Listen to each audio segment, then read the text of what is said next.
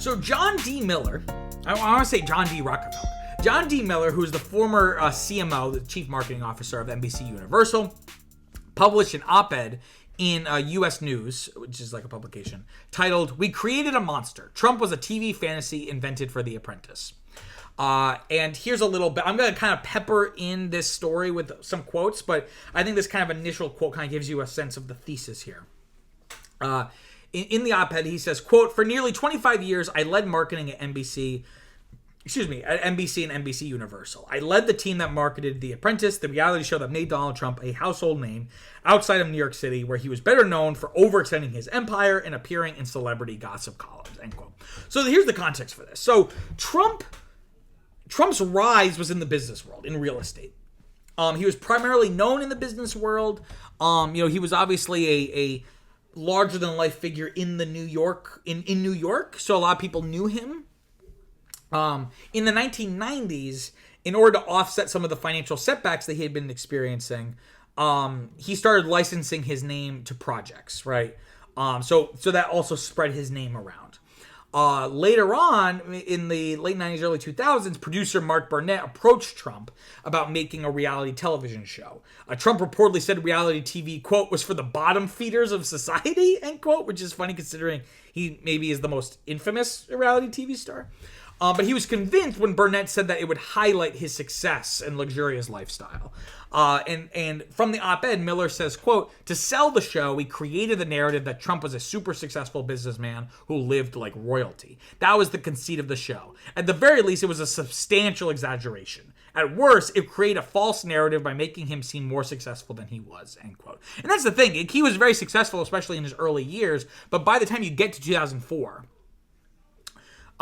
his success is way less, just in terms of things not making as much money, or things not panning out, or losing money, debts, bankruptcies, all this stuff.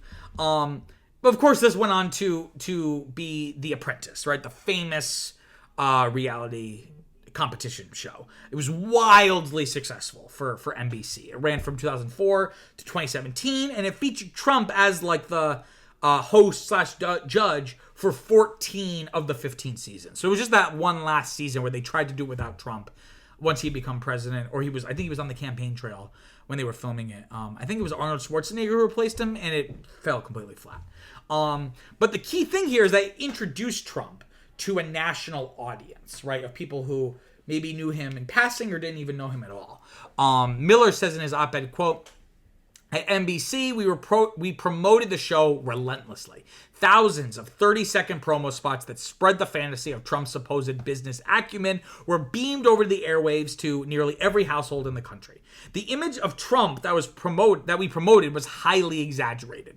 In its own way, it was fake news that we spread over America like a heavy snowstorm. I never imagined that the picture we painted of Trump as a successful businessman would help catapult him to the White House," end quote. So again, a lot of people, assumed Trump was this like incredible businessman, which really helped once he ran for president. People were like, "Oh yeah, like I think maybe he would be good. We need a businessman president."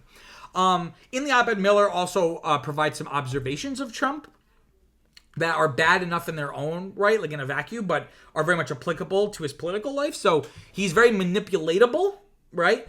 Saying, quote, "I discovered in my interactions with him over the years that he is manipulative, yet extraordinarily easy to manipulate. He has an unfillable compliment hole. No amount is too much. Flatter him and he is compliant. World leaders, including apparently Russian strongman Vladimir Putin and North Korean dictator Kim Jong-un, have discovered that too," end quote. So this idea that, Trump is not as resolute as he maybe would seem. He's a lot more swayable, right? He also notes he's a pathological liar. In the op-ed, he says, quote, "I learned early on in my dealings with Trump that he thought he could simply say something over and over, and eventually people would believe it. He would say to me, 'The Apprentice, America's #1 TV show.' But it wasn't. Not that week, not that season. I had the ratings in front of me. He had seen and heard the ratings, but that didn't matter. He just kept saying it was the #1 show on television, even after we corrected him. He repeated it on press tours too, knowing full well it was wrong. He didn't like being fact-checked back then either," end quote. Again, this idea that, Trump is the king of if you say a lie enough times, it becomes the truth, right? You will it into existence. And he also notes in his op-ed here that Trump has poor judgment, saying, quote, at the wrap party for The Apprentice Season 3, he pitched an idea for the upcoming season. He told me we should make a team of black players to compete against white players. My first thought was, WTF? I tried to get through to him by speaking the language he understands, money. I explained that sponsors wouldn't want to be associated with the show that pitted races against each other, but he could not understand why this was such a bad idea. And no, we did not use this idea, end quote. So, at the very least, Trump is very, very racially insensitive, if not being just that's really racist.